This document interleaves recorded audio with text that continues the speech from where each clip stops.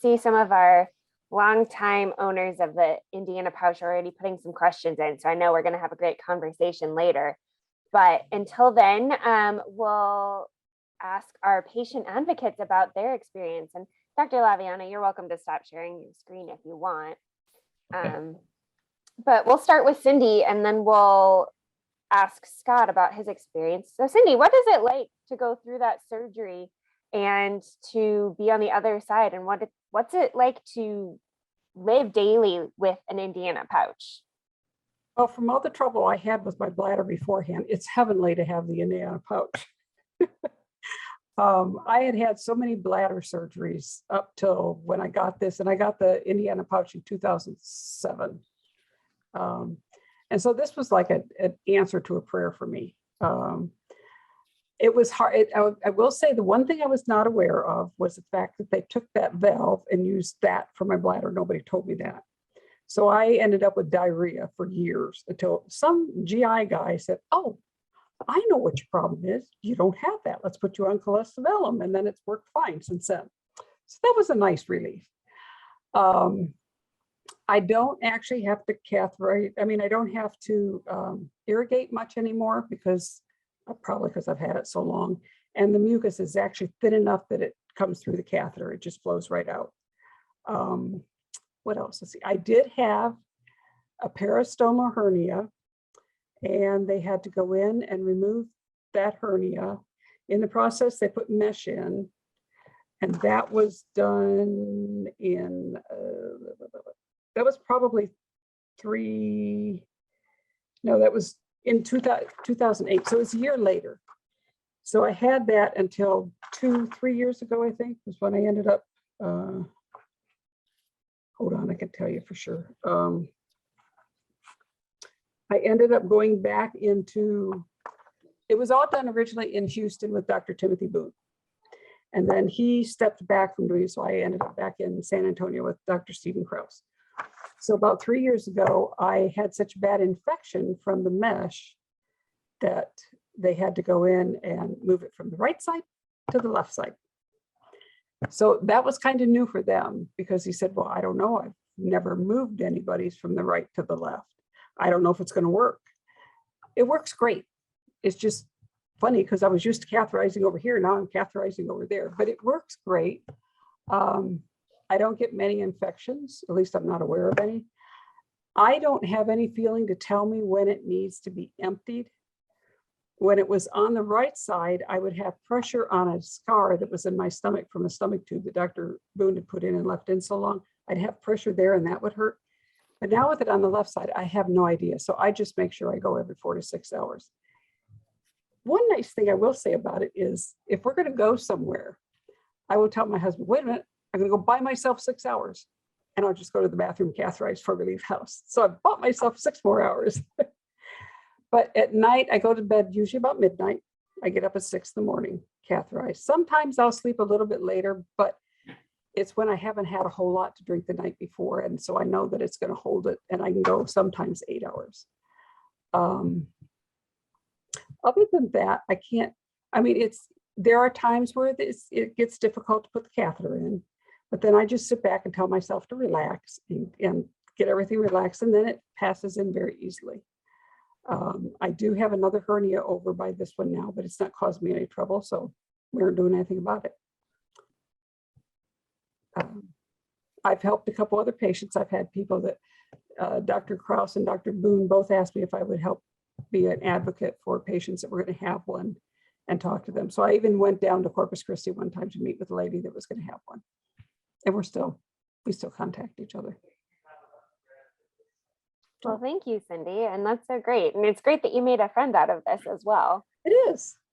It is. Scott, do you want to tell us a little bit about your experience, what it was like to go through that surgery and what your daily life is like now that you have an Indiana pouch? Certainly.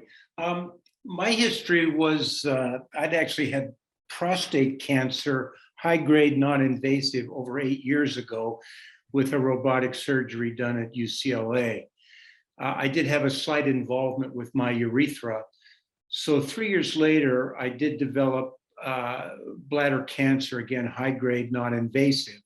my options were limited for a neobladder. The possibility was there, but I was recommended that for potential for me to really be almost cancer-free for the rest of my life, the Indiana pouch was going to be the best option, where the neobladder, because of the minor involvement of my urethra, was that it could come back, and they do their best to get it out. So I didn't really give it much thought. And when you're dealing with the types of physicians I was dealing with, I put them in, they were part of the major decision. So that's why I ended up with an Indiana pouch.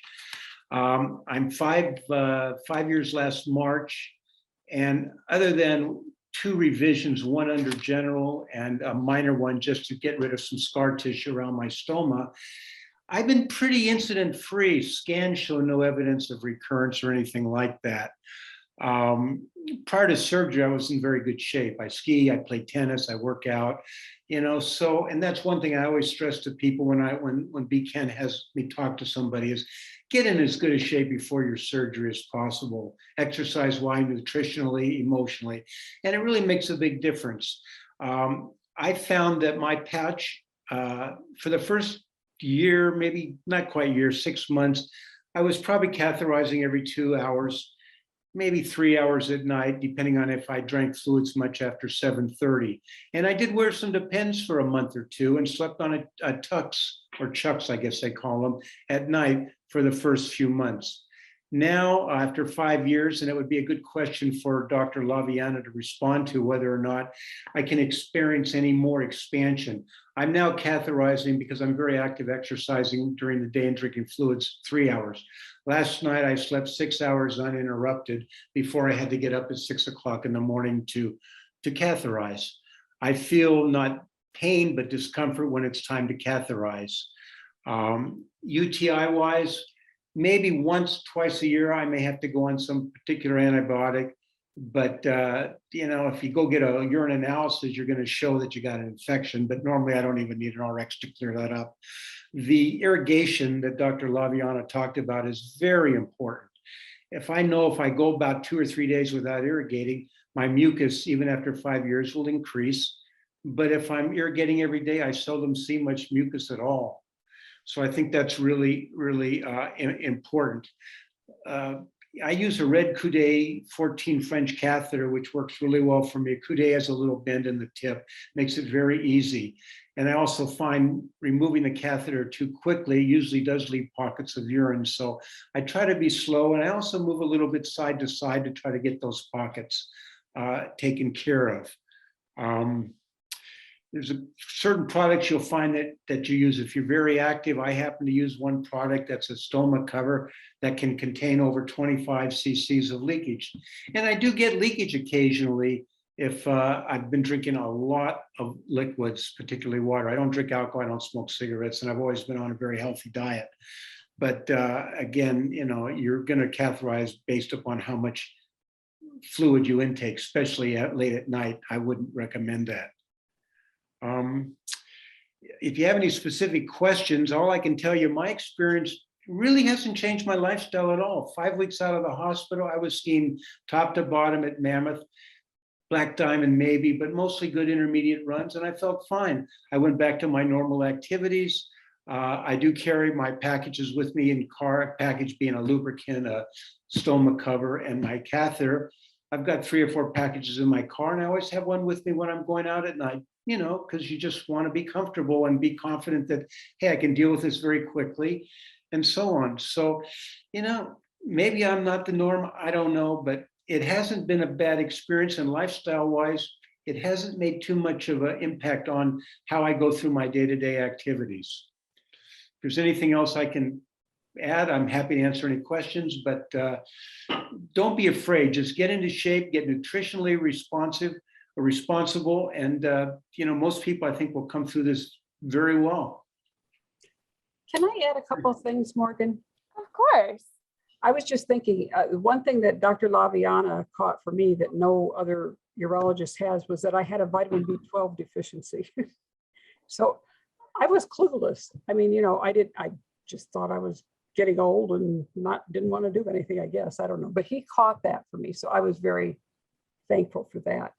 I too do take catheters and everything with me everywhere I go.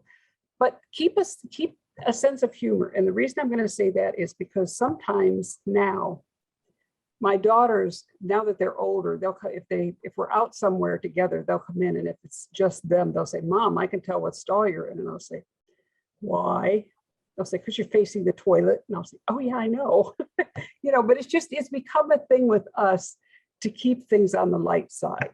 That, yeah, there are differences, and there are things that you can make it happy. Don't make it sad. So Thank you both so much. And we did have a question, and if you're not comfortable answering it, Cindy and Scott, you don't have to, but it's a general question on what are the average age ranges that you can see for patients? And Cindy and Scott, what ages were you when you got your Indiana pouches created? I have to do some math with this one. I was in my 50s. But I started having bladder problems when I was in my 40s. By the time I had the Indiana pouch, I had already had 8 major bladder surgeries, which just messed up my bladder to where it was no good anymore. Absolutely. I was Okay. 69, I'm 74 now, or 68, I guess, when I had the surgery. And my activity level hasn't changed much. In fact, basically, I'm just voiding differently than I did before. So that's how I look at it.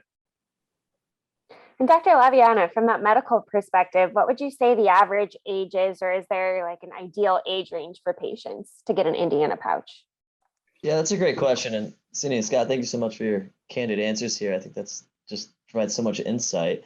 There is no age range. I don't look at any patient just by age alone. As Scott was alluding to, a lot of it is how healthy are you at this phase of your life. If you're active, you can walk without difficulty. If you have good control of your hands, I think that is far and away the most important thing. And if your mental status is normal and strong, then I don't think age matters as much as your overall fitness. But I would say you have to have great hand control just to be able to catheterize, unless there's someone who's going to do that for you. It's just a large burden to place on somebody else. And so I really like feeling confident that I think you can do that. And for the majority of people, that's definitely possible. Absolutely. Yeah, I would say I've done this. All of my family members knew how to irrigate it in case something ever happened, and how to do it. I mean, they could have taken care of me if they had to. And by the way, my math is horrible. I was 66.